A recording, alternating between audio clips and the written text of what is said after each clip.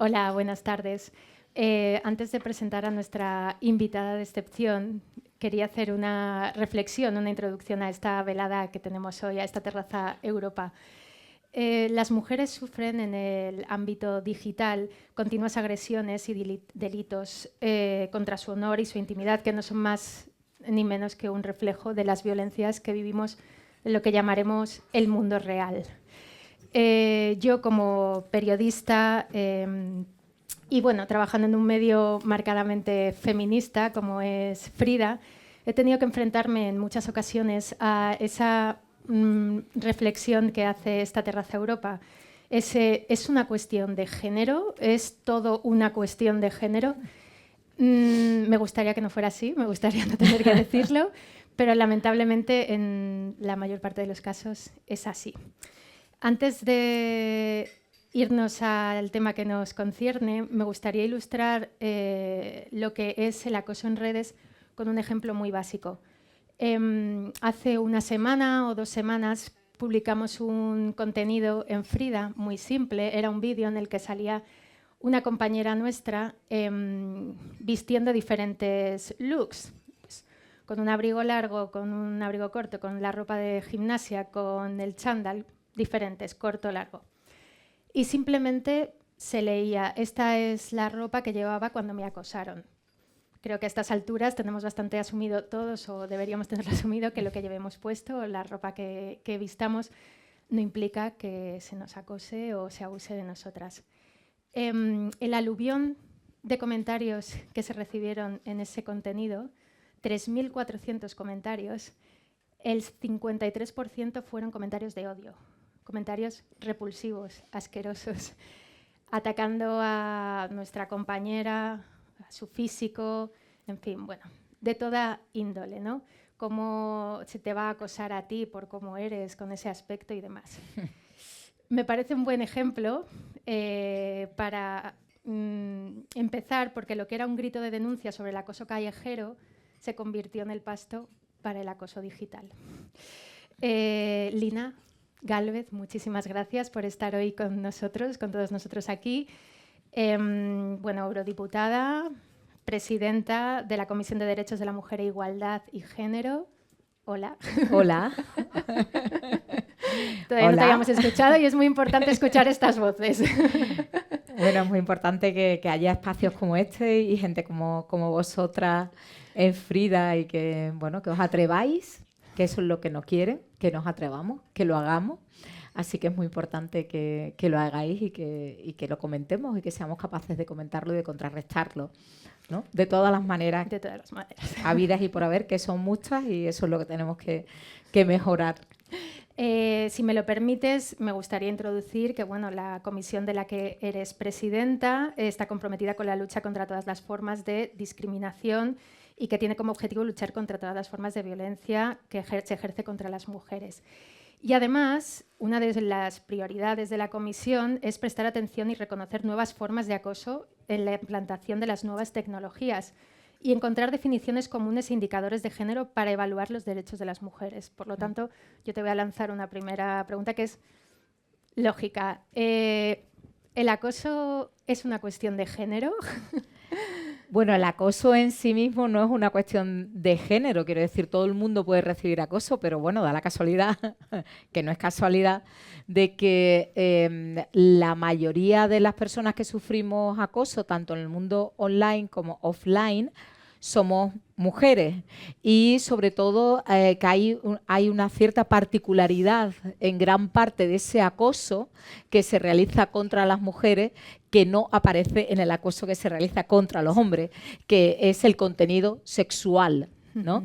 De hecho, si vamos, por ejemplo, al deepfake que encontramos con inteligencia... Hola, perdón. Es que he visto a alguien muy querido para mí.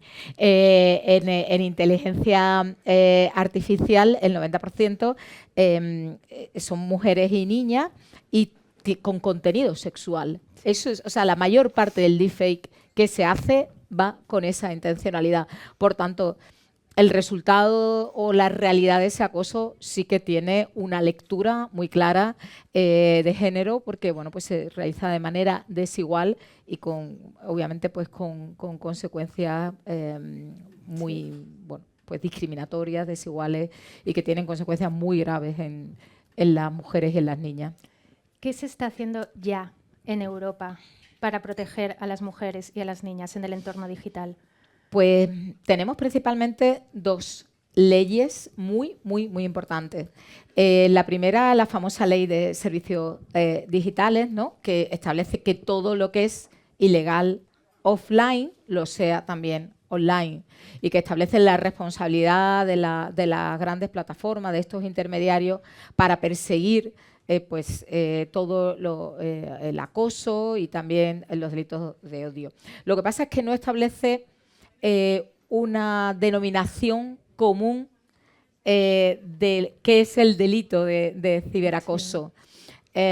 Pero para eso tenemos la ley de la directiva de violencia contra las mujeres, que es la primera directiva europea que trata ese tema y que se aprobó en mayo del año pasado, ya prácticamente cuando iba a sonar la campana, y que ahora tienen los Estados miembros hasta 2027 para transponerla. Y ahí sí que hay, desde el artículo, si la memoria no me falla, del artículo 7 al artículo 11, son artículos que van específicamente dirigidos al tema de la ciberviolencia. En general, la ley de la Directiva de Violencia contra las Mujeres es una directiva que sigue muy mucho el Convenio de Estambul, y sigue muy mucho, y tenemos que sentirnos, creo que, muy orgullosas y muy orgullosos, la legislación española.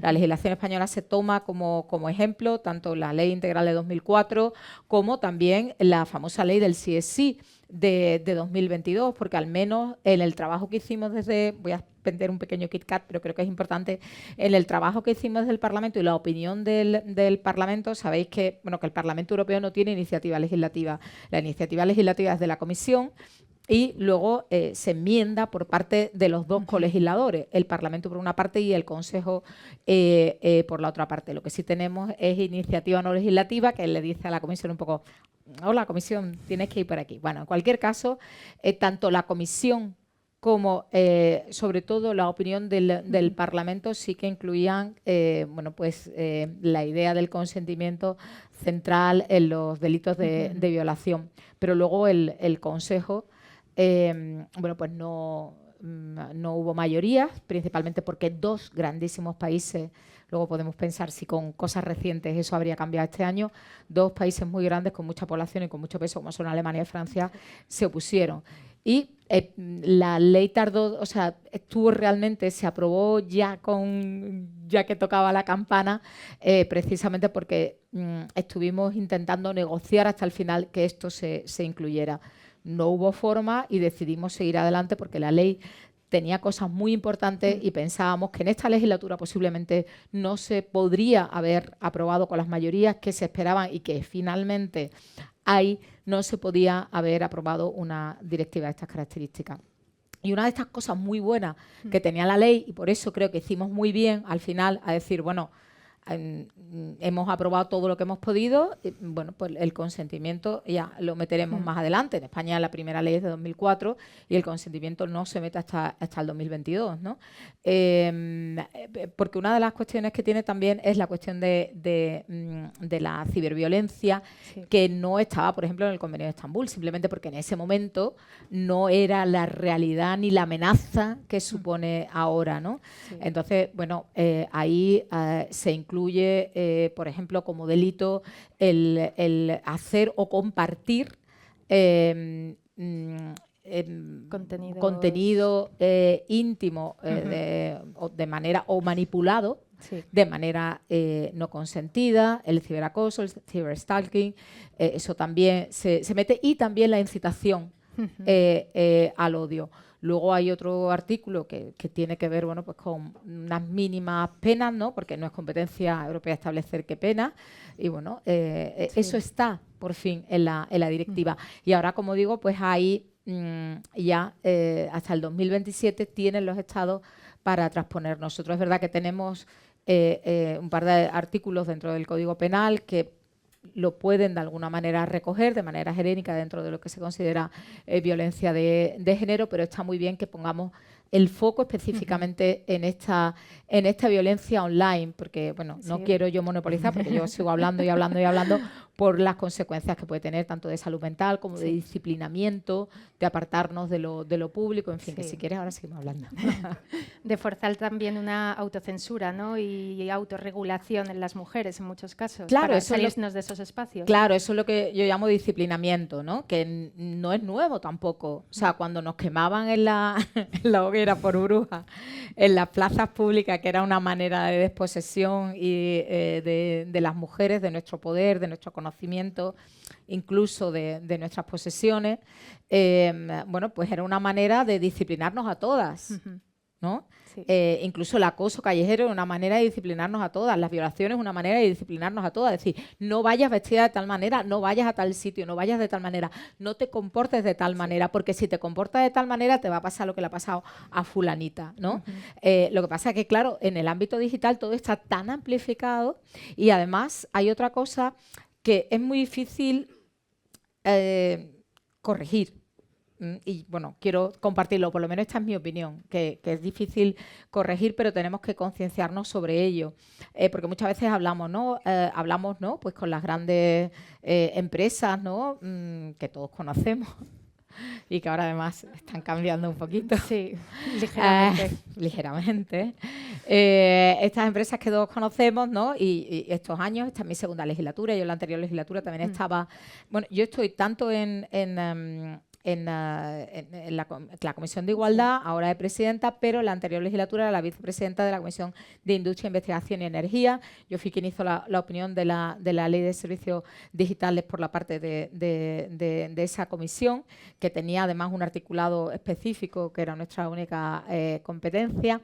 Bueno, todo este rollo es para decir que he hablado con representantes de muchas de estas empresas, diciéndole, bueno, hay que ir en contra de, tenéis que corregir los sesgos de género, y es verdad que hasta ahora estaban haciendo esfuerzos importantes para corregirlo.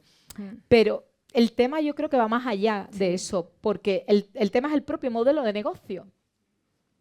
El propio modelo de negocio que se basa en que lo viral tiene más, digamos, obtienes más beneficio con lo que se hace viral, y al final lo que se hace viral es lo más polarizante, lo más violento, etcétera, etcétera, o el contenido más extremo, hace que al final la mayor parte de los contenidos denigrantes, ya ni siquiera hablamos de ciberacoso, de ciberviolencia o otro tipo de ciberviolencia también, ¿no? Generalizada, el cómo hablan de las mujeres, ¿no? En general, sin referirse a nadie específicamente, pues la mayoría de ese contenido viral denigrante es sobre las mujeres, ¿no? Entonces, como se hace a sí mismo viral, es el modelo de negocio, pues eso es más difícil de cambiar, porque tendrían que cambiar completamente su modelo de negocio y, por tanto, eso toca ya a sus beneficios, ¿no? Entonces, eso es un paso que todavía nos queda y que posiblemente resolvamos de manera ciudadana entrando en otras redes distintas o generando otras redes o generando... no, pues incluso una ley, ¿no? O incluso, bueno, eso sería ya la bomba. Pero incluso, bueno, pues incluso la posibilidad de una red pública, ¿no? En la que haya, bueno, pues los principios democráticos, ni más, solo eso, con eso ya vale, se respeten realmente, ¿no? Y no un modelo de negocio que genere, que amplifique el odio y que amplifique lo denigrante, ¿no? Y la violencia. O digital en este caso, pero bueno, la violencia mediática, por ejemplo, es algo que no es nuevo para nada, igual que la violencia digital, ¿no? Simplemente se ha intensificado exponencialmente en los últimos años. También ha habido mucho dinero para eso. También, por supuesto. O sea, esto no es casualidad. Esto no es casualidad. ¿Puedo entrar con la Internacional Ultra una cosita solo? Por favor.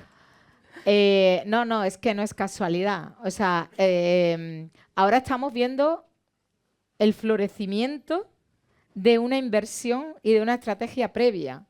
pero tenemos perfectamente documentados en un foro que tenemos sobre todo de defensa de los derechos sexuales y reproductivos de las mujeres, que es por ahí por donde empiezan y por donde siguen, por cierto, para el control de nuestros cuerpos, porque es la manera de controlar nuestras vidas y también de controlar la sociedad.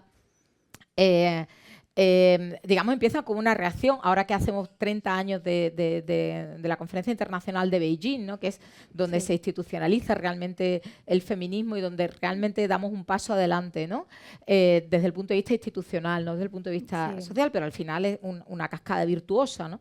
Que viene en forma de leyes, que viene en forma de políticas, que viene en forma de recursos, ¿no? Y ya empieza, bueno, cuando ven lo que hay ahí en Beijing, las fuerzas conservadoras empiezan, algunas iglesias empiezan ya a como que les pica, les ¿no? empieza a picar lo que hay allí, pero son como focos como aislados. Y bueno, poco a poco empiezan a ir construyendo su contrarrelato, ¿no? Este relato basado en el orden natural y en un pasado glorioso al que no queremos volver en ningún caso, al menos las mujeres. Pero sabemos muy bien que a partir del año 2013 empiezan a cooperar de forma muy clara. Y de ahí podemos ver un poquito el embrión de esta internacional ultra que va más allá, obviamente, que ir en contra de los derechos sexuales y reproductivos de las mujeres. Entonces se empiezan a encontrar en el Foro de las Familias, ¿no? Que luego nosotros sacamos en prime time a famosas influencers y señoras muy famosas de este país que van... TF Falcó sale del Foro de las Familias, ¿no? Y qué mona y qué tal ha ido, y allí se ha encontrado con sus colegas y tal. Bueno, pues este Foro de las Familias es como el nido, ¿no? El inicio de toda esta reacción que luego se hace de manera internacional, y esta reacción tiene dinero, no, lo siguiente no, lo siguiente. Ahí hay un estudio hay un par de estudios de este foro del Parlamento Europeo, uno que se llama Restore the Natural Order, restaurar el orden natural, que demuestra perfectamente qué estrategias son las que tienen, que son estrategias pues de colocarse en las Cortes de Justicia, en los tribunales de justicia, de colocarse en los parlamentos, no en cualquier comisión, en la Comisión de Libertades, en la Comisión de Igualdad, colocarse en medios de comunicación, colocarse en universidades, para ir creando realmente este sentido común completamente reaccionario, ¿no? Tienen una estrategia muy clara detrás. Y luego hay otro que se llama Tip the Iceberg, que es el que trata los dineros. Entonces es muy interesante, si queréis luego puedo pasar toda la información, porque ahí se ve quién está poniendo durante muchos años dinero. Las iglesias, que parece que no se ponen de acuerdo para otras cosas, para esto se ponen todas de acuerdo, hasta las que se han matado entre ellas. Para dar dinero, ¿no? Pues para dar dinero a esta... Raro, ¿eh?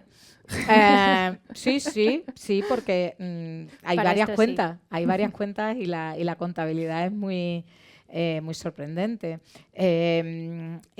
Luego también autócratas, por ejemplo, oligarcas rusos, ¿no? Que ahora también están muchos a la gresca, pero también ahí coincidieron aristócratas perfectamente, familias perfectamente identificadas, aristócratas europeos, grandes familias de grandes empresas, ¿no? Ahí poniendo dinero para esta causa, muchísimo dinero, y creando este sentido común que a muchos partidos que ahora defienden estas causas ni siquiera han necesitado invertir en ello, porque tenían todas estas fundaciones, todas estas organizaciones, muchas de ellas con muchos tentáculos en la educación y en los medios de comunicación, muchas cosas, creando este sentido. Y en las redes sociales también. Y obviamente en las redes sociales, y luego ya con la inestimable ayuda de ya los super que han empezado, bueno, pues a comprar, como sabéis, periódicos, redes sociales y, bueno, pues a canalizar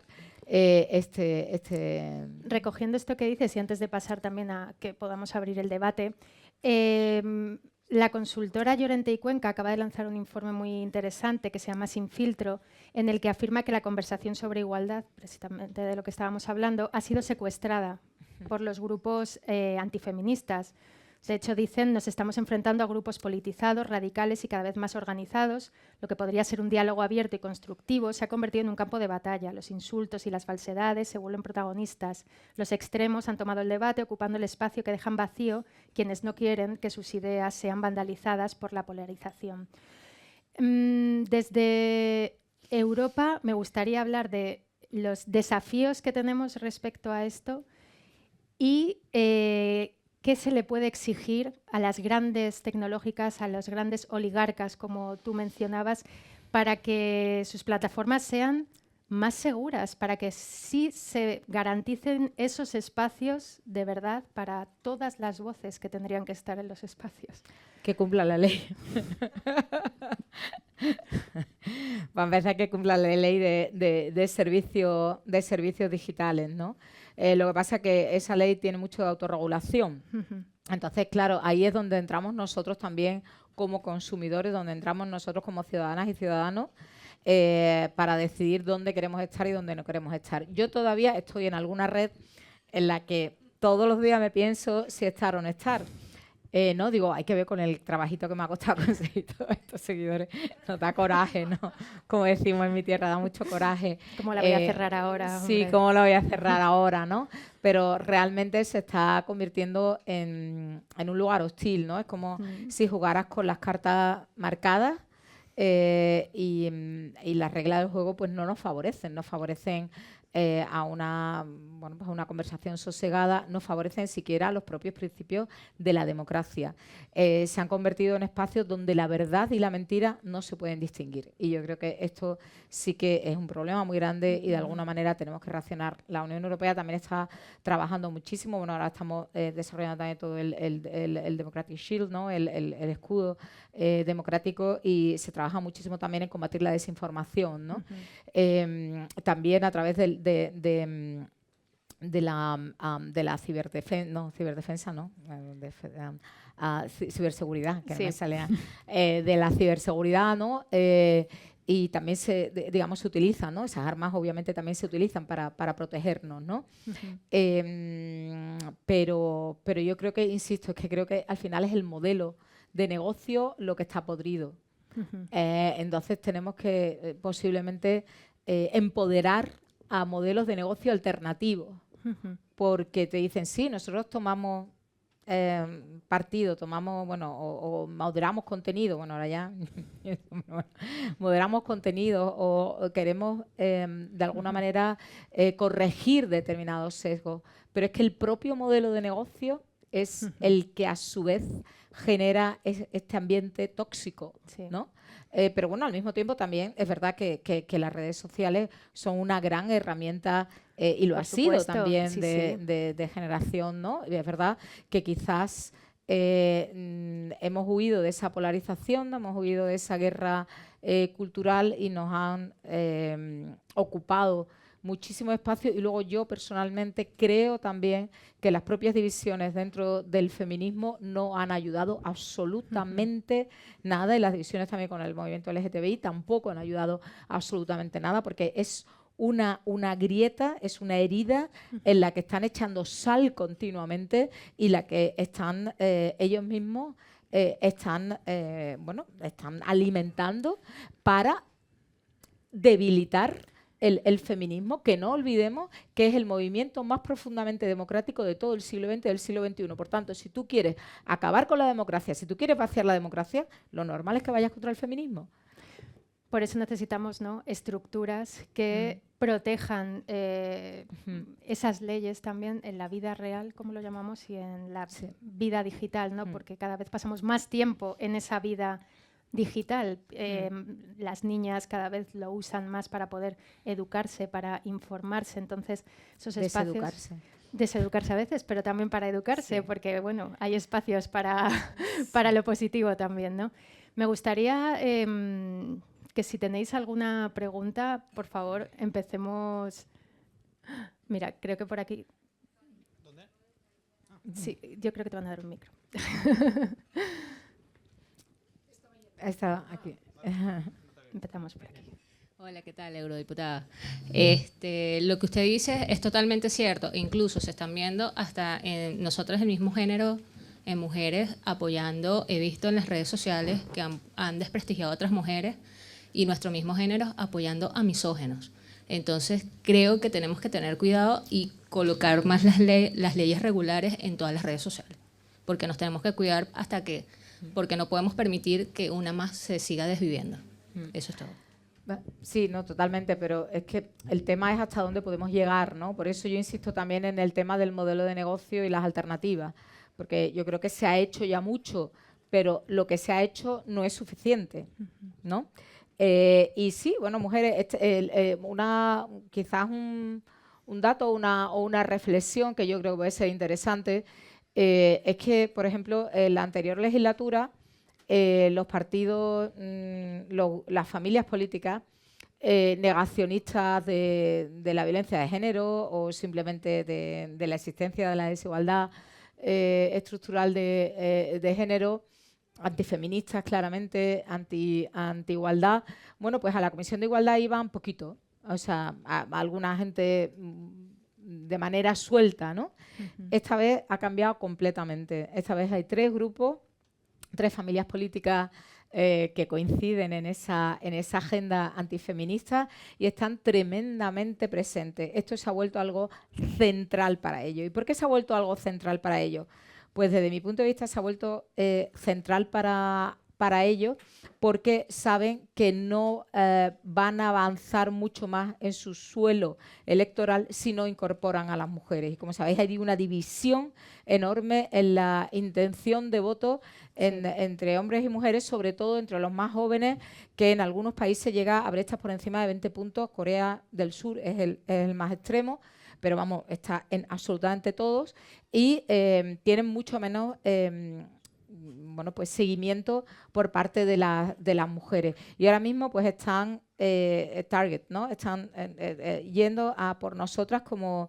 Y lo están haciendo ¿cómo? Lo están haciendo identificando la violencia de género con el extranjero, con la inmigración y especialmente con los musulmanes, ¿no? O sea, están haciéndolo a través del miedo, el miedo a la violencia sexual, el miedo y están inculcando esa xenofobia. De hecho, ya ha conseguido un éxito en el primer país que ha roto esa tendencia, que ha sido Austria. En las elecciones austríacas, las mujeres austriacas han comprado, o parte de las mujeres austriacas han comprado ese discurso del miedo, ese discurso de la violencia sexual por parte identificada por parte con los extranjeros, principalmente los musulmanes, e incluso se atreven a decir que quieren salvar a las propias mujeres musulmanas de los hombres musulmanes.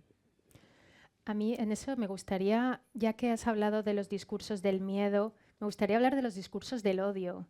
Bueno, ese es del odio también. También, pero más. Sí. ¿Qué se puede hacer desde Europa para poner coto a esos discursos del odio? Aquí estamos hablando de las redes sociales, que me parece muy importante, pero podemos hablar de todos los ámbitos. Pues mira, yo por ejemplo hoy mismo, hoy había una sesión extraordinaria de la Comisión de Igualdad, que la hacemos siempre una vez al año, en torno al 8 de marzo, que es interparlamentaria. O sea, vienen parlamentarias y un poquito menos de parlamentarios, desafortunadamente, ojalá hubiera más hombres, de todos los parlamentos nacionales, también de los senados y también de los países candidatos y de los países de la EFTA, ¿no? Y bueno, pues un poquito especial en ese sentido. Y claro, pues vienen de todo, efectivamente de todo, ¿no? Y hoy he tenido que cortar la palabra por bueno, pues un discurso de odio, precisamente en esta línea de, yo creo que ha llegado a decir creo que, ahora no sé si era eslovaca o húngara, que el Islam es criminal, ¿no? Entonces yo directamente le corto, ¿no? Entonces yo creo que tenemos todos que saber saber cuáles son nuestras leyes básicas, ¿no? Nuestros principios fundamentales y actuar acorde, ¿no? Y denunciarlo, ¿no? Hace poco en Murcia una señora musulmana empezó a recibir insultos y se fue a la policía, ¿no? Pues que empezar a hacer realmente, empezar a contraatacar, porque yo creo que las leyes existen. Lo que no existe, lo que se está convirtiendo, si me permite, el mundo es como en una pelea de barrio, donde el más macarra tiene las de ganar, ¿no? Entonces creámonos que nosotros a lo mejor no tenemos por qué ser tan macarra, ¿no? A mí siempre me da mucho coraje que los mal educados digamos, se benefician de la educación de los demás, ¿no? Que no, como somos educados, no le contestamos, ¿no? Sí. O no, ¿no? Pues empoderémonos también, porque las leyes también nos asisten, porque las leyes existen y los delitos de odio e incitación al odio existen. Por tanto, también demos nosotros como ciudadanos y como ciudadanas, en nuestro caso, en mi caso ahora mismo, esta mañana, ¿no? Como presidenta, yo podía pues no haber dicho nada, podía haber dejado, ¿para qué me voy a meter en lío? No, pues no, mira, ¿no? Sí. Y yo también me arriesgo, porque ya me ha pasado, ¿no? Con algunas representantes de algún partido de este país, que luego me dicen que le cancelo su... No, yo cancelo esos discursos de odio, yo no te cancelo a ti, yo cancelo discursos de odio, que en definitiva es lo que nos vino a decir J.D. Vance a la conferencia de Múnich, ¿no? Que nosotros, los europeos, no somos demócratas porque estamos cancelando a la gente, no dejamos hablar a la gente, ¿no? E incluso se atrevió a decir que habíamos, bueno, pues cancelado el resultado de las elecciones rumanas cuando estaba probado que había habido una injerencia extranjera brutal. Alguien que negó de manera sistemática que Biden hubiera ganado en Estados Unidos en 2020 y que alentó la toma del Capitolio. O sea, eso es lo que tenemos, esa verdad que no se distingue de la mentira, ¿no? Y como la directiva depende mucho y es muy diferente en cada país de la Unión Europea, ¿valdría tener un marco general para proteger de estos delitos de odio? Bueno, ¿Cómo podría ser ese desafío? Bueno, es que eso ahí, digamos, luego ya cada uno lo aplica, hay horquillas, maneras de aplicarlo, pero desde luego delito de odio en toda la Unión Europea. O sea, eso está así. Ahora estamos, por ejemplo, discutiendo, está en trílogos la directiva de las víctimas, ¿no? Y ahí también se están tratando, bueno, pues muchísimas cosas, muchísimos mínimos. Luego los Estados miembros pueden ir más allá. Pero bueno, que eso, o sea, que eso está regulado. Lo único que luego, por ejemplo, con el tema de las mujeres y digital, pues lo mismo tenemos que avanzar más en cosas más específicas, ¿no? Porque vemos que nos vamos quedando cortos, pero hay que ir poco a poco, porque muchas veces es todo tan nuevo, ¿no? En el ámbito digital que no se sabe muy bien, ¿no? Y bueno, y la contraofensiva que estamos teniendo es muy grande, y que es una contraofensiva que va en contra de la propia existencia de la Unión Europea. No nos equivoquemos, porque es un espejo en el que no se quieren mirar. Creo que teníamos por aquí una pregunta. Sí. Sí. Buenas tardes y muchas gracias. Una pregunta muy breve. En las redes, obviamente... Estas son las peores, no la sé, de una sí. pregunta muy breve. Son breves, pero luego sí, creo que van al tiene fondo. ¿Cómo de importante es el anonimato en las redes? Prohibir el anonimato en redes. ¿Se puede regular? ¿Se puede permitir? Porque claro, una facilidad para actuar en redes es la careta, ¿no?, que pueden tener, pero también se puede considerar, viene J.D. Vance y nos dice que es un atentado contra la libertad de expresión y demás. ¿Cómo se puede regular y en qué fase está eso? ¿Cómo se valora? ¿Cómo se considera? Gracias. Bueno, a nosotros lo que nos diga J.D. Vance nos tiene que... no voy a ser suez, pero nos tiene sobre todo, yo creo que unir, ¿no? En nuestro europeísmo y en nuestra defensa de los valores fundamentales. A ver, el propio presidente Pedro Sánchez ha hecho una propuesta que yo creo que es muy interesante, ¿no? La de esa identidad digital, para que, bueno, pues para acabar precisamente con el anonimato, ¿no? Y en principio, pues evidentemente eso evitaría muchísimo acoso y muchísimo bueno, pues haría que se lo pensaran dos veces a lo mejor, se lo pensaran dos veces, ¿no? De hecho, me estaba ahora no sé si sé, porque me ha venido ahora a la mente Elías Canetti de Masa y Poder, ¿no? En la idea de que cuando la gente está en la masa no hay distinción, ¿no? La manada y hacen lo que sea, ¿no? Quiero decir que el anonimato también ha existido en el mundo offline y también ha sido, bueno, precisamente una herramienta o un facilitador de violencia extrema y de acoso, ¿no? Pensemos simplemente en la idea de la manada, ¿no? Sí. Pero es cierto que podría ser una solución, pero tenemos también que ver habría que hacerlo muy bien, ¿no? Porque también a veces el anonimato permite, por ejemplo, pues la denuncia, permite a minorías que bueno, pues están perseguidas, etcétera, etcétera, o personas que difícilmente pueden salir de una situación de violencia, de una situación de peligro, pues también poder salir de eso, ¿no? Entonces, yo creo que sí, que la solución va por ahí, por la propuesta del presidente, simplemente que, bueno, que habría también que afinarlo bien, pero yo creo que como todo se puede afinar. Por ejemplo, yo la legislatura anterior fui la ponente de la Directiva de Cibersolidaridad, que bueno, es una de las 3 directivas que componen el paquete de ciberseguridad ahora mismo en el ordenamiento europeo.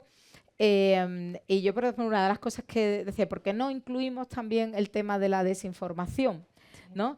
Y de la comisión me dijeron muy rápido, es que se puede convertir en un arma de doble filo, porque al final esto lo tienen que aplicar, la seguridad es una competencia de los Estados miembros, y en algún Estado miembro, no sé, ponerle unos centroeuropeos en sus manos puede suponer también un control de la sociedad y una herramienta antidemocrática, ¿no? Y dices, hostia, pues es verdad, ¿no? Entonces, todo son como armas de doble filo, en muchos casos lo que tenemos que, bueno, pues destilar el punto adecuado, pero algo hay que hacer, desde luego. Mira, por aquí. Hola, buenas tardes. Bueno, agradeceros muchísimo este encuentro, que yo creo que siempre permite tener cercanía y preguntaros directamente por lo que estáis haciendo. Yo creo que es muy importante lo que estamos hablando, ¿no? El tema del ciberacoso y demás. Como eurodiputada, Lina, ¿qué está haciendo y qué puede hacer la Unión Europea como respuesta a este ciberacoso que podemos vivir las mujeres? Y luego, por otra parte, aquí habemos muchas ciudadanas, ¿no? Y pues muchas personas en el día a día, ¿cómo podemos las personas combatir todo este ciberacoso, ¿no? Con acciones concretas, ¿no? Inclusive pues el propio, por ejemplo, hablarlo, ¿no? Tomar esa conciencia, de qué forma las personas podemos también contribuir precisamente para erradicar con esta violencia de género en las redes sociales y bueno, en cualquier tipo de entorno.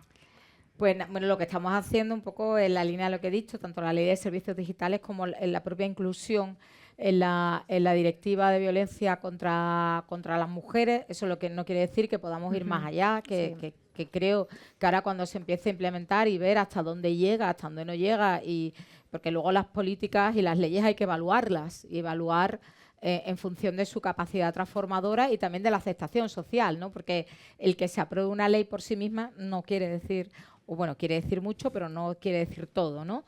Entonces también es luego cómo se aplica y cómo la acepte la sociedad y cómo la use, ¿no? Cómo realmente la use. Ahí hay herramientas para defendernos, las hay. Entonces tenemos que utilizarlas. ¿Qué podemos ir haciendo mientras se implementa, se transpone esta directiva? Que ya os digo que es hasta el 2027 el periodo para transponerla, ¿no? Nosotros en España estamos muchísimo más avanzados que cualquier otro país, a excepción posiblemente de Suecia. Suecia y España son los 2 países dentro de la Unión Europea y posiblemente del mundo que tienen lo que yo llamo una arquitectura institucional de género más avanzada y más desarrollada, ¿no? Y en ese sentido yo creo que antes he dicho que nos podemos sentir orgullosos, pero también más protegidos igualmente, ¿no? ¿Qué podemos hacer también? Yo creo que el no quedarnos callados, lo cual también es poner la responsabilidad en cada uno, pues tampoco es la solución, o no es necesariamente, no es solo la solución, ¿no? Pero también establecer redes y ir a ¿no? Hermana, esta es tu manada, ¿no? Lo que hemos dicho en muchas ocasiones, en muchas manifestaciones, ¿no? Pues hacerlo realmente, localizarnos. Quizás ahí también vosotros podéis ir montando esas comunidades, ¿no? Creo que es clave no normalizarlo. No, desde luego que no. Porque si lo normalizamos y asumimos que ese acoso es algo que me ha pasado una vez, me ha pasado 2, me ha pasado 3, pero es lo normal, creo que solo hace que la bola sea cada vez más grande. Entonces, no normalizarlo para mí es clave. Es fundamental. Pero también tenemos que saber, y el conocimiento es muy importante, y ahora si queréis luego digo una cosilla, el conocimiento bastante interesante. El conocimiento es muy importante porque el conocimiento también nos empodera. Es saber que no es algo que te pasa a ti porque eres tú, sino que te pasa a ti porque has nacido con un sexo determinado.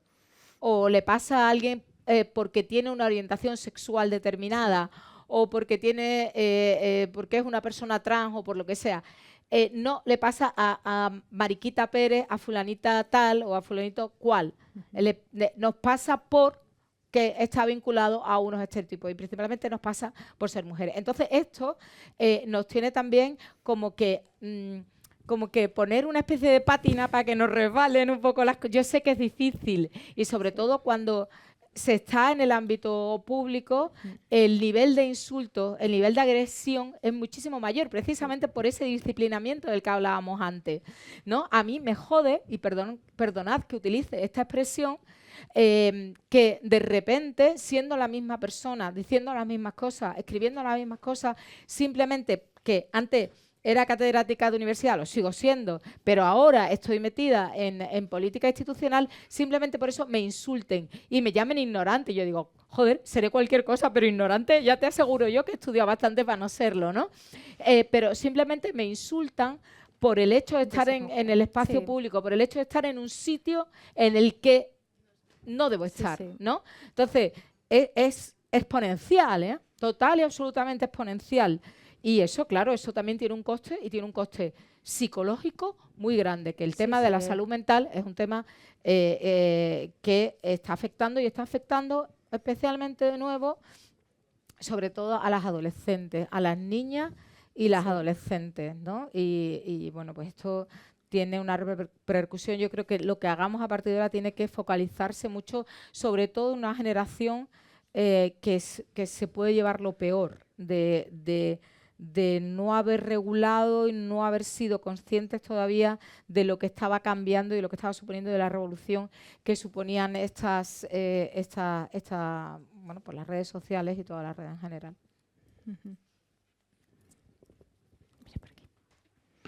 Gracias. Gracias, Lina. Yo quisiera preguntarte sobre la relación entre la violencia de género offline y la violencia de género online. ¿Hay una conexión realmente entre esas dos violencias? Es decir, la violencia online, el desarrollo de la violencia online, ¿va a conectarse con un aumento de la violencia, del asesinato, del maltrato físico, que es diferente del maltrato digital o del acoso digital? ¿Realmente se puede establecer una conexión entre esos dos mundos o no? Sí. ¿O no tiene nada que ver? Sí. ¿Va a seguir adelante el asesinato, el maltrato y cada semana un asesinato? Pase lo que pase en el mundo digital. Hombre, quiero decir, los asesinatos existían antes de que existiera el mundo digital. Claro.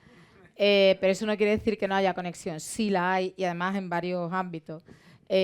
La conexión más básica, si me permitís, o primera, es que las víctimas somos mujeres y los perpetradores son hombres, ¿no? Esto es un denominador común en su mayoría, ¿no? Tú decías que también había mujeres que agredían a mujeres también, pero quizás de otra manera y de manera diferente. Es verdad que la violencia en la red es más una violencia anónima y normalmente lo que consideramos violencia de género, al menos está tipificado aquí en España principalmente como violencia de género, normalmente está vinculado con la pareja y la expareja, por tanto, con una relación íntima y que es además lo que hace a esa específica violencia de género, lo que aquí está tipificado como violencia de género. Con un ámbito familiar.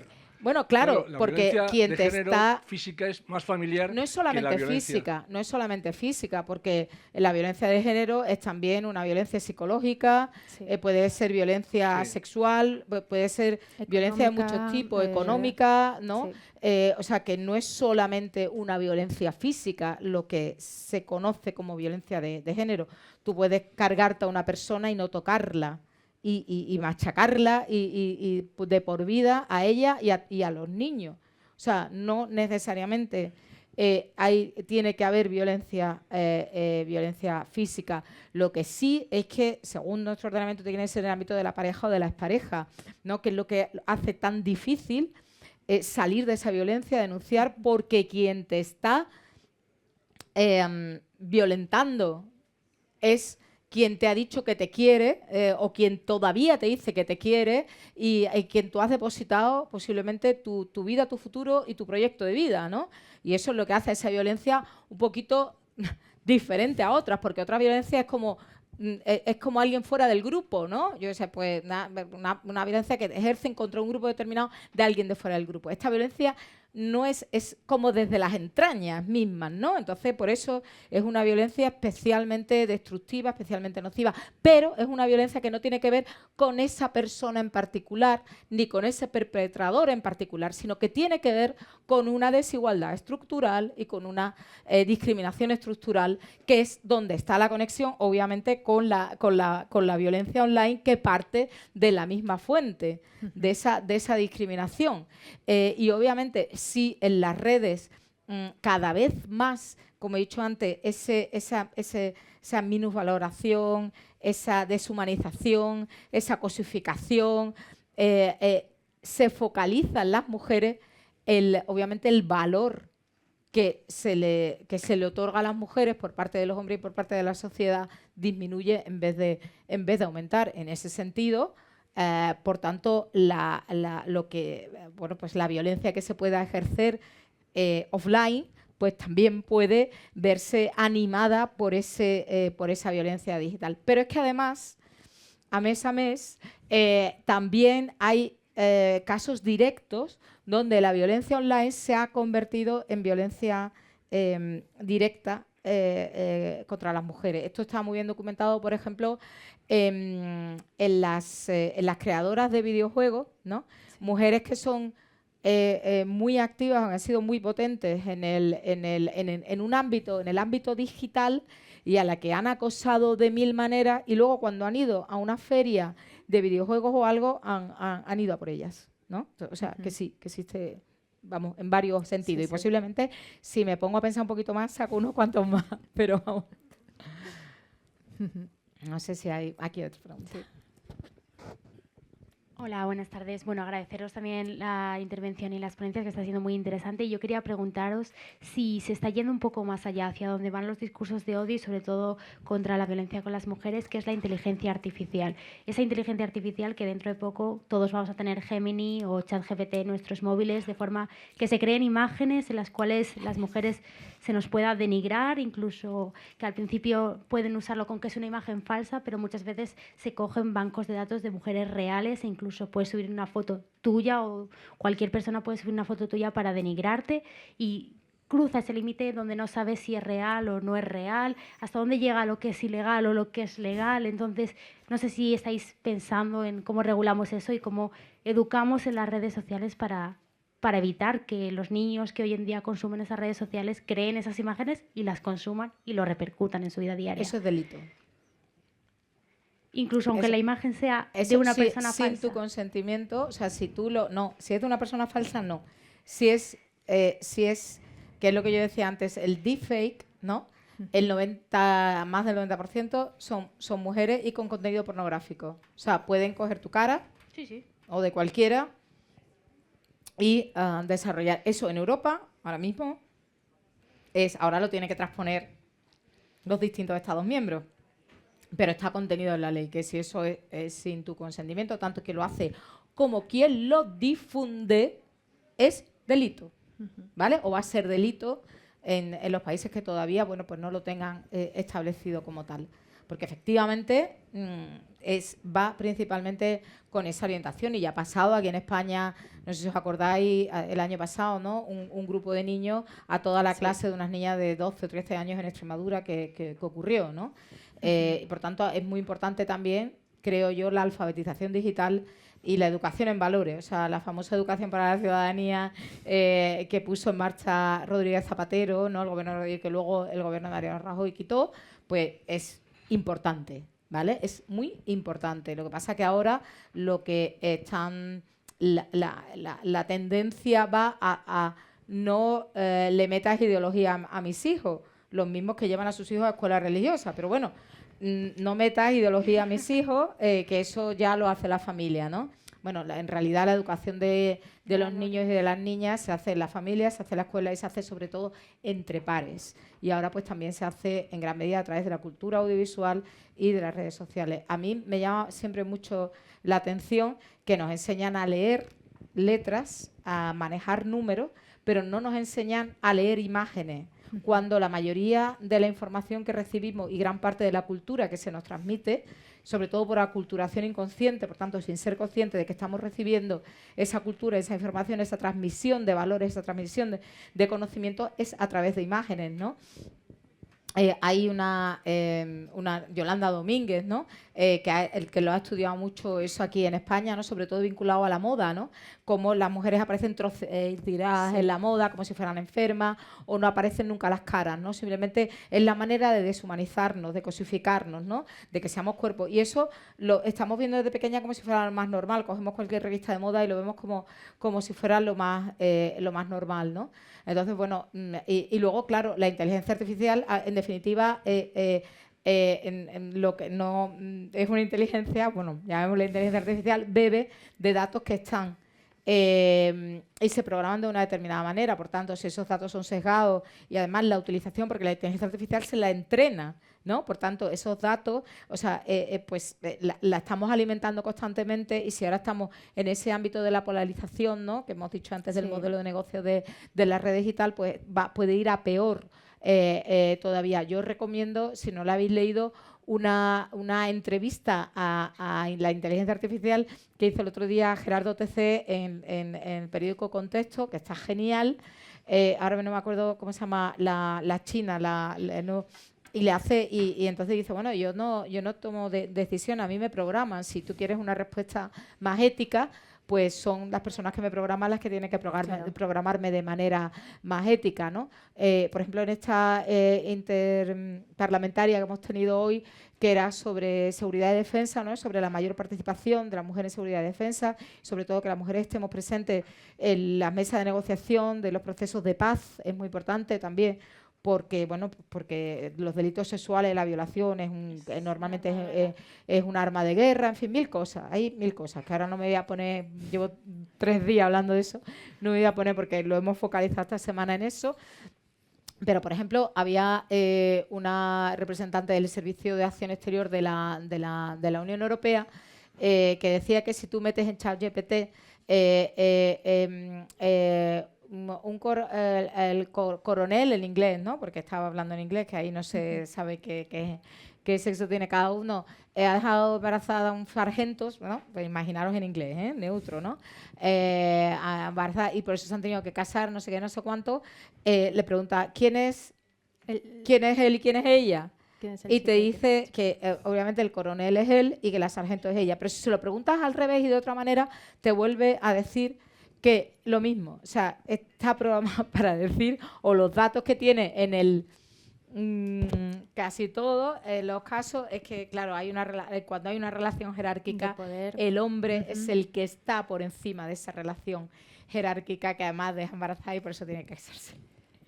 Pero bueno, yo he dicho que esta mañana en el comité he dicho, pues vamos a hacerle todas y todo esa pregunta, a ver si así, haciéndosela, lo vamos entrenando de otra manera y le cambiamos un poco los esquemas. Pero le tendréis que dar respuestas también, no solo la pregunta. Sí, decimos, entonces... pues no, pues en este caso porque además una de las cosas que dice en esta entrevista, por ejemplo, de Gerardo TC, dice muy claramente que uno de los problemas que tiene ChatGPT es que en muchos casos GPT no distingue claramente o no de forma suficientemente contundente entre la verdad y la desinformación, ¿no? Sí. Sino que dice, no, hay algunas teorías, hay evidencia científica, pero hay algunas teorías, en vez de decir, no, esto lo otro no es científico. Tenemos por ahí otra. Muchas gracias, me está interesando muchísimo la charla y la estoy disfrutando mogollón. Yo quería preguntar, porque bueno, al final el feminismo es un movimiento social transnacional, entonces el odio hacia el feminismo también es transnacional, y en concreto en un escenario como son las redes sociales, las fronteras desaparecen completamente, no solo dentro de los Estados de la Unión, sino más allá.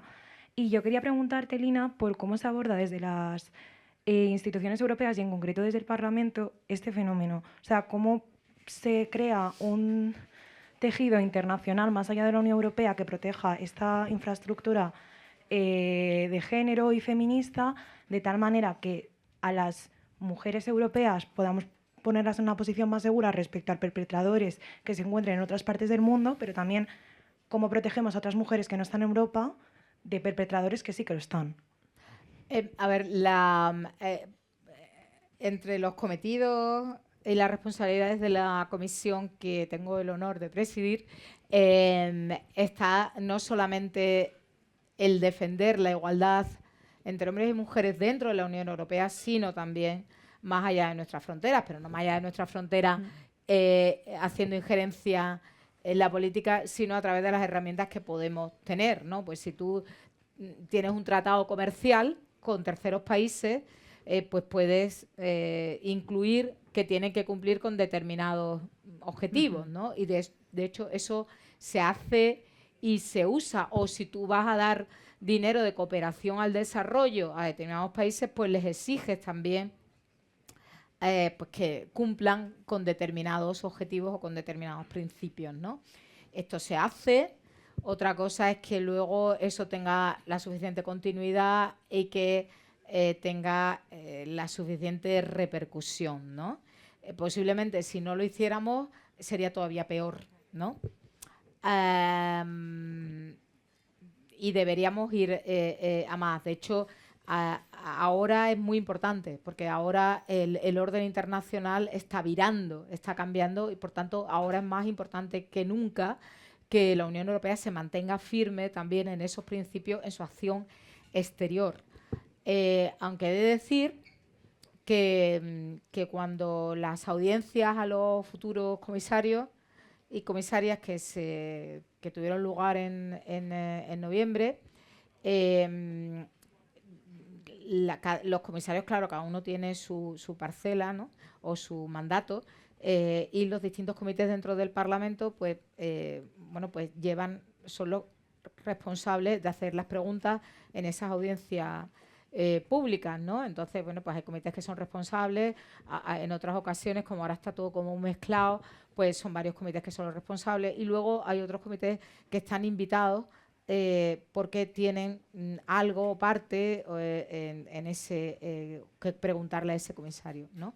Entonces, en acción exterior, o sea, el hearing de la alta representante Kaja Kallas, el Comité de Igualdad estaba invitado precisamente porque la acción exterior, porque nosotros tenemos la competencia de que se vele por la igualdad de género también en la acción exterior de la Unión Europea. Entonces, a través de eso, pues, éramos un comité invitado que teníamos 3 minutos para preguntar. Entonces, cuando eso ocurre, solamente pregunta, en este caso, la chair, la presidenta, pero de manera consensuada con todos los grupos políticos, con las portavoces de los grupos políticos. Bueno, pues que sepas que yo no pude preguntar por política exterior feminista, cuando ya había un trabajo hecho por política exterior feminista, porque no hubo mayoría dentro de los grupos, porque el grupo mayoritario votó con los partidos de la extrema derecha para no preguntarlo, ni siquiera política transformadora de género en acción exterior, porque no les gusta la palabra feminista, porque parece que tampoco les gusta la palabra género. Entonces, bueno, no pude preguntar sobre esto. Quiero decir que también Europa está virando, también Europa está cambiando. Entonces, es muy importante que ese grupo mayoritario vuelva a la mayoría democrática y pro igualdad de la legislatura anterior, que permitió con unidad sacar leyes como la de violencia contra las mujeres, u otras como la de transparencia salarial o la de las mujeres en los consejos de administración, ¿no? Entonces, que sepamos que el mundo también está cambiando. Pero efectivamente, y ya con esto, porque si no me voy enrollando, si tú, por ejemplo, algunos influencers que ahora están incluso eurodiputados, si tú coges lo que dicen, ¿no? ¿No? Por ejemplo, él dijo una cosa, porque si mi novia le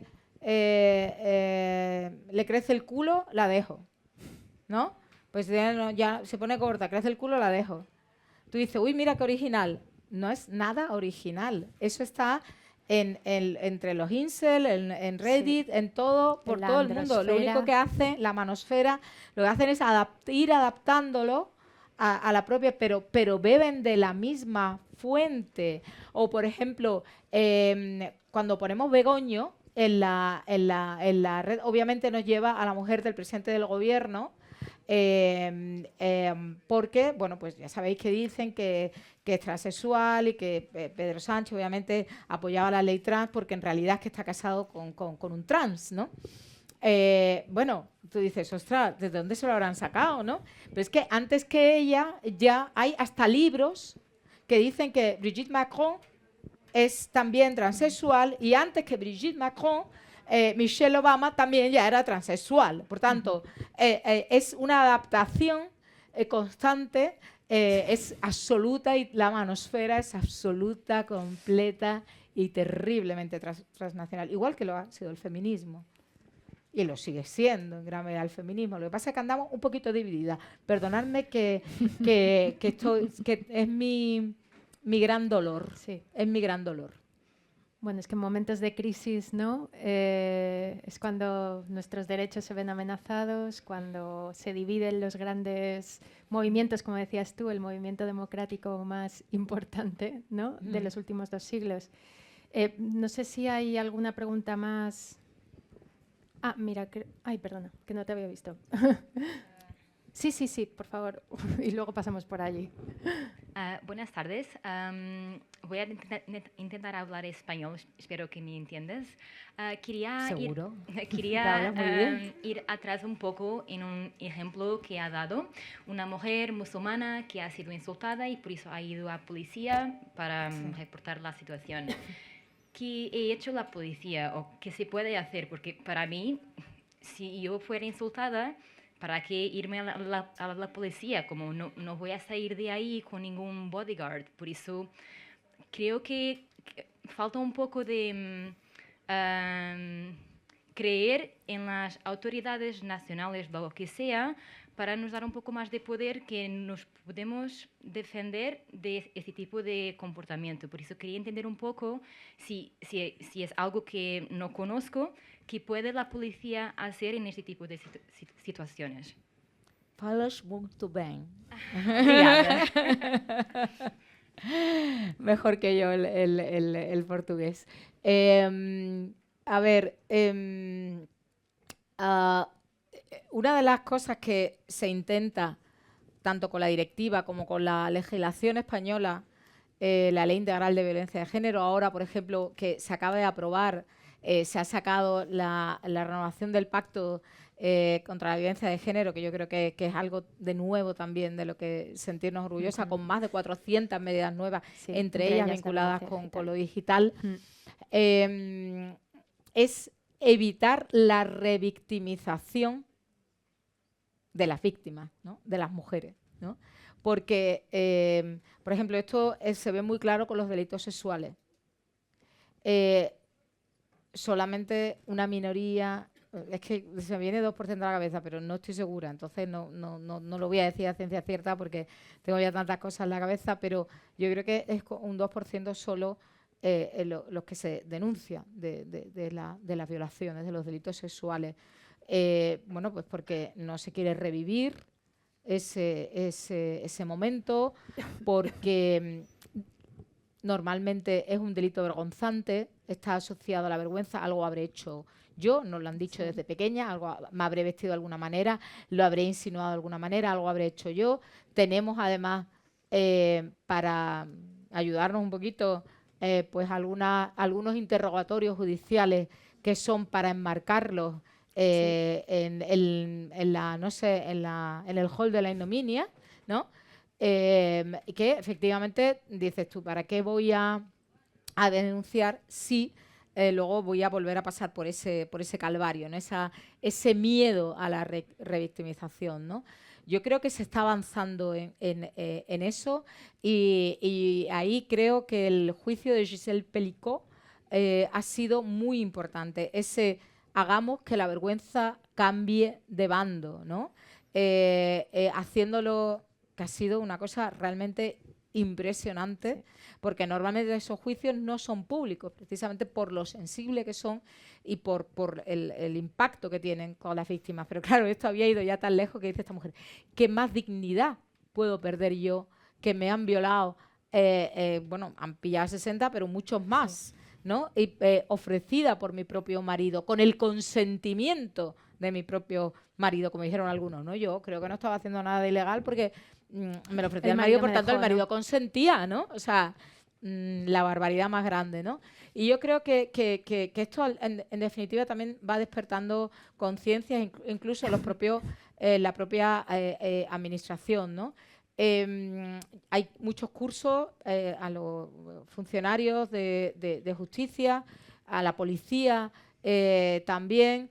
Y bueno, yo creo que hay que seguir insistiendo en ello. Tenemos juzgados específicos, tenemos en muchos sitios, no en el ámbito rural, desgraciadamente, pero sí en las capitales tenemos unidades de policía específicas para temas de violencia. En definitiva, bueno, vamos avanzando poco a poco y, por ejemplo, una de las cosas que yo creo que hace el pacto es ir poniendo también parches en ámbitos que se va detectando, ¿no? Lo que yo decía antes, tú apruebas una ley, luego tienes que ver cómo esa ley se desarrolla, qué recursos tiene realmente y cómo es aceptada y cuáles son los fallos en esa aplicación para ir realmente pues corrigiéndolos, ¿no?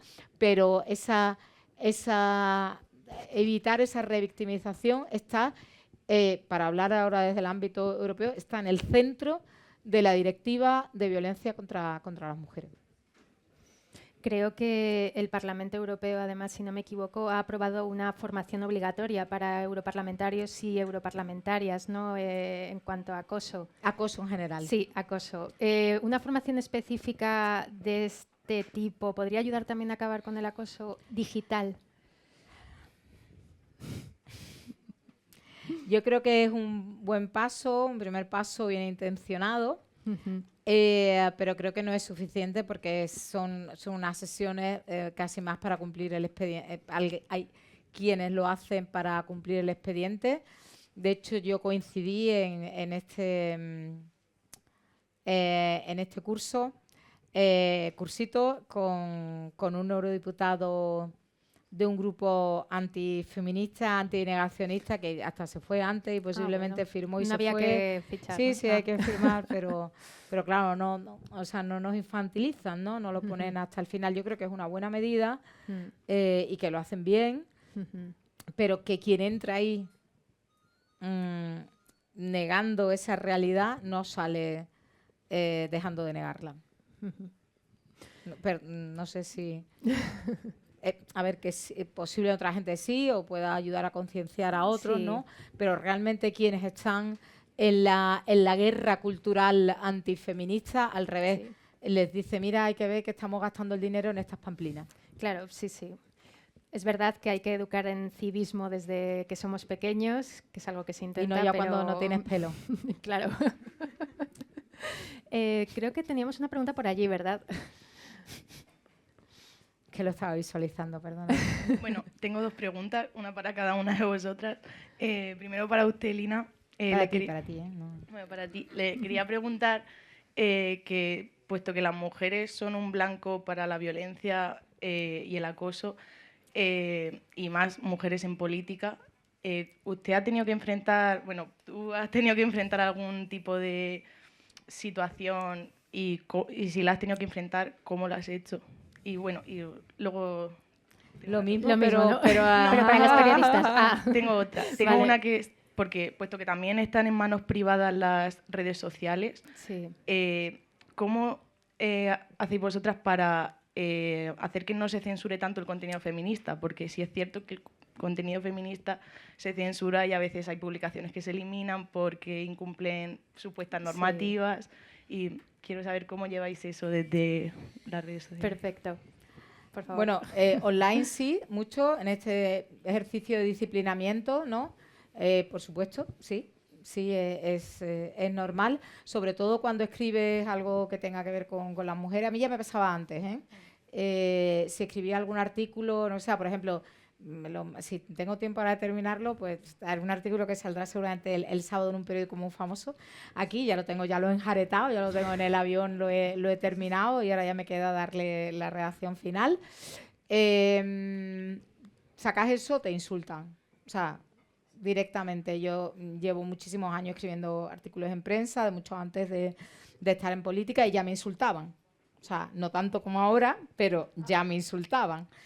O sea, y ya incluso yo ya hice mi tesis doctoral en los años 90 sobre las desigualdades económicas en el mercado de trabajo. Luego, bueno, me he tirado toda mi vida estudiando, soy economista feminista y me he tirado toda mi vida estudiando las desigualdades de género, la discriminación, principalmente en los mercados de trabajo, en el trabajo no pagado, en el uso del tiempo, en fin, muchas cosas. Ya esas cosillas me venían de siempre, ¿no? Incluso yo recuerdo cuando yo hice la oposición de acceso a la titularidad, no a la cátedra, que era por sistema de habilitación, por tanto era un tribunal el que todavía fue justo antes de la ley de igualdad, y por tanto eran todos hombres, 7 hombres, donde yo, bueno, pues presenté un proyecto de investigación donde intentaba demostrar que el diferencial de paro de España estaba vinculado sobre todo con la menor incorporación de las mujeres al mercado de trabajo durante el franquismo, que luego nos habíamos incorporado más tarde, y que bueno, que eso había generado también en parte ese diferencial de paro. Y recuerdo todavía un profesor que me dijo: yo no sé por qué te dedicas a cosas tan poco científicas como esto que tú llamas el género. Con lo que yo ya te he dicho muchas veces, que además, ¿por qué no te dedicas al sexo, que es mucho más divertido? O sea, este tipo de comentarios, ¿no?, eran normales antes también. Sí, quiero decir, los asumíamos. en un ámbito, no, yo Sí. lo único que le demostré delante de todo el mundo, el que era un científico, obviamente, era él. El que era un ignorante y un científico era él, ¿no? Pero bueno, ese tipo de cosas eran normal, o digamos temas de acoso, es que, bueno, es que podía, yo qué sé, hacer un libro, pero bueno, acoso físico o cuasi físico reciente, sí, en el Parlamento, sí. ¿De parte de quién? De un eurodiputado español, que tuvimos un debate de radio, la mala pata que fue de radio, que no estaba, luego no había una cámara para grabar lo que pasó, porque si no, quizás las cosas hubieran sido de otra manera, y que, bueno, fue tremendamente despectivo, borde, tal, y al final yo le dije: mira, ya fuera del programa, la próxima vez con un poquito más de más respeto, ya está, no le dije otra cosa. Se vino hacia mí, es bastante más alto que yo, se puso a gritarme, pero sin tocarme. Yo lo que hice fue no moverme, y le dije que no me gritara, se bajó a mi altura y empezó a decirme: que no te estoy gritando, que no, como, bueno, impresionante. Y luego yo no me voy a decir: no me das miedo, no me das miedo, no me das miedo. Yo creo que él estaba esperando a que yo lo empujara, a que yo lo agrediera, a que yo lo tocara, para decir: mira la loca esta feminista, que luego hablan de agresiones, pero quienes agreden son ellas. Claro. Entonces, claro, no me pegó, no me tocó, o sea, hubo una intimidación y una ocupación de mi espacio vital descarada, ¿no? Y la gente alrededor no sabía qué hacer, ¿eh? También te lo digo. La gente alrededor no sabía qué hacer. Y bueno, pues esto ocurrió en el mes de julio, al principio de la legislatura. Yo reporté esto, diciendo: bueno, no ha habido una agresión como tal, pero bueno, que sepáis por si se da otra vez, y se da, bueno, lo que han hecho prácticamente muchos medios de comunicación o compañeros y compañeras, que cuando está este señor no debaten con él o no van. O sea, hay maneras de, bueno, Sí, pues de de ir bloquear bloqueando esos comportamientos realmente violentos, porque no hay otra. Así que sí, me ha pasado. Si me hubiera tocado, ya estaría fuera. Claro. Siempre se nos pide un extra de... Dices tú, pero que no, mejor que no, por Dios, que yo no quiero que me partan la cara. Sí, entró precisamente una responsable de prensa de mi grupo político y le dijo que se callara, que quién era ella para como diciendo, nosotros por lo menos somos eurodiputados, ¿no? Y como diciendo, ¿quién eres tú? Bueno, fue una cosa, fue también clasista, además de machista, fue tremendamente clasista, pero, por ejemplo, los periodistas del medio de comunicación que estaban allí estaban paralizados completamente. Es normal, ¿eh? Yo tampoco le pido a nadie ser héroe en ningún sitio. Te voy a responder a lo que me planteabas sobre cómo sortear, ¿no?, en las redes sociales ese activismo. Precisamente el activismo implica que hagas un trabajo con el cuerpo, con la mente y con todo. Y tienes que conocer muy bien tus derechos y tus obligaciones. Eso significa también que tienes que conocer muy bien la regulación que hay en las redes sociales para poder saltártela en determinados casos, cosa que hacen también los que las utilizan de manera negativa, por lo tanto también lo tienes que usar a tu favor. Tengo que decir que en nuestro caso creo que hay una peculiaridad, y es que las redes sociales o los algoritmos interpretan como activismo feminista cuestiones que quizás pasan por alto otros tipos de acciones feministas que para ellos no son importantes, pero que son muy valiosas. Para nosotras es feminismo poder compartir contenidos de mujeres mayores que hablan de menopausia. Eso es feminismo, pero para Mark Zuckerberg eso me da igual. Son señoras hablando de cosas de señoras, pero eso es feminismo. Feminismo también es ver a la astronauta Sara García en un vídeo hablando de sus motivaciones para ser astronauta, hablando de lo que ha supuesto, hablando de ser un ejemplo para las niñas pequeñas.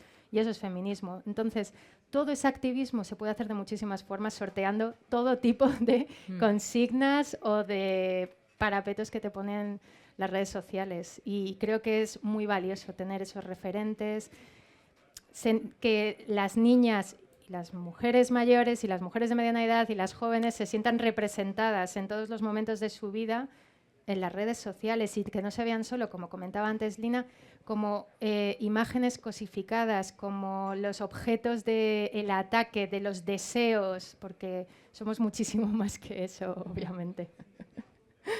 Muchas gracias. Nada, no sé si tenemos alguna pregunta más porque vamos ya terminando. Ha sido intenso, rico. Mira, tenemos una por aquí. Hola, muchas gracias. Yo quería hacerte una pregunta muy rápida, Lina. Sobre todo, yo estoy muy preocupado por el tema de los jóvenes. Veo que mucha gente de mi edad está comprando ese discurso reaccionario y que eso puede suponer un problema muy grave. Entonces, me gustaría saber qué podemos hacer los jóvenes, tanto en el mundo virtual como en la vida real, para hacer frente a esa cuestión. Gracias. Pues compartimos preocupación profunda, muy profunda, porque además es entre los más jóvenes, que además dentro de nada van a votar, con lo que eso luego va a tener implicaciones también en qué partidos van a gobernar o van a condicionar los gobiernos y, por tanto, nuestras políticas. Y estamos viendo que las políticas de igualdad cuesta mucho aprobarlas, mantenerlas, llevarlas a cabo, pero que luego se quitan de un plumazo, ¿no? O el conocimiento que hemos atesorado sobre estudios feministas de género de mujeres, y que es lo que nos da también una interpretación alternativa a la interpretación androcéntrica que digamos, universaliza la experiencia y la visión del hombre como si fuera la visión de todos, ¿no? Mi ley, por ejemplo, ya ha prohibido cualquier financiación pública a cualquier investigación que incluya la palabra género, la palabra mujer, la palabra femenino, y Trump va por el mismo camino. Ya en su día Orbán también quitó los estudios de género, ¿no? Entonces, todo es muy más frágil de lo que nos creemos. Y por tanto, que las generaciones que se están incorporando ahora también al voto estén en esa línea es peligrosísimo, ¿no? ¿Qué podemos hacer? Bueno, pues yo creo que podemos socializar mejor ese conocimiento, no callarnos, establecer alianzas en la medida de lo posible, comunidades en la red.